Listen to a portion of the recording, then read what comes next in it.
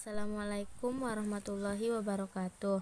Perkenalkan, nama saya Nurholilah dari kelas 11 MIA 1. Di sini saya akan menjelaskan tentang sistem koloid yang terdiri dari pengertian sistem koloid, komponen penyusun koloid, dan jenis-jenis koloid. Yang pertama, pengertian sistem koloid. Sistem koloid adalah suatu bentuk campuran yang keadaannya terletak antara larutan dan suspensi atau campuran kasar. Ada 3 jenis campuran. Campuran digolongkan berdasarkan besarnya partikel menjadi.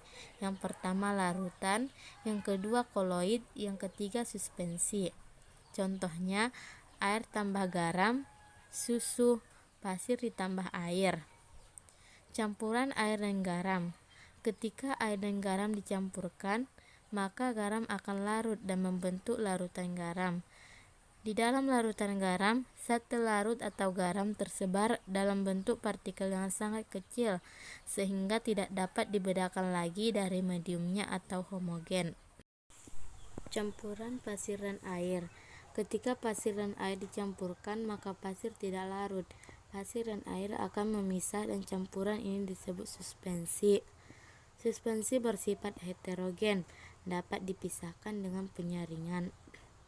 Campuran susu dan air. Ketika susu instan dicampur dengan air, ternyata susu akan larut, tetapi larutannya keruh. Jika didiamkan, campuran ini tidak memisah, tidak dapat disaring. Secara makroskopis, campuran ini tampak homogen. Tetapi jika diamati dengan mikroskop ultra bersifat heterogen. Campuran ini disebut koloid. Jenis-jenis koloid. Yang pertama aerosol, yang kedua sol, yang ketiga emulsi, yang keempat buih, dan yang kelima gel. Emulsi merupakan sistem koloid dari zat cair yang terdispersi dalam zat cair lain atau padat. Emulsi cair digolongkan menjadi 2, yaitu emulsi minyak dalam dan emulsi minyak dalam air. Aerosol merupakan sistem koloid dari partikel padat atau cair yang terdispersi dalam gas. Contohnya aerosol padat asap dan aerosol cair kabut. Sol merupakan sistem koloid dari partikel padat yang terdispersi dalam zat cair atau padat.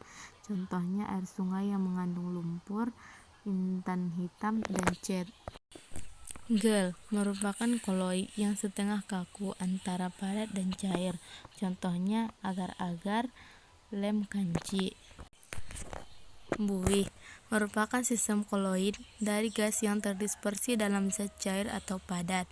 Contohnya buih sabun dan contoh buih padat yaitu styrofoam. Tabel perbandingan jenis-jenis koloid seperti di bawah ini. Komponen penyusun koloid terdiri dari fase terdispersi dan fase pendispersi atau medium dispersi. 1. Fase terdispersi, yaitu bersifat dinkontinu atau terputus-putus.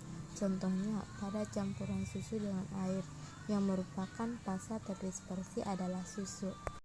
Yang kedua, fase pendispersi, yaitu bersifat kontinu. Contohnya pada campuran susu dengan air, yang merupakan fase pendispersi adalah air.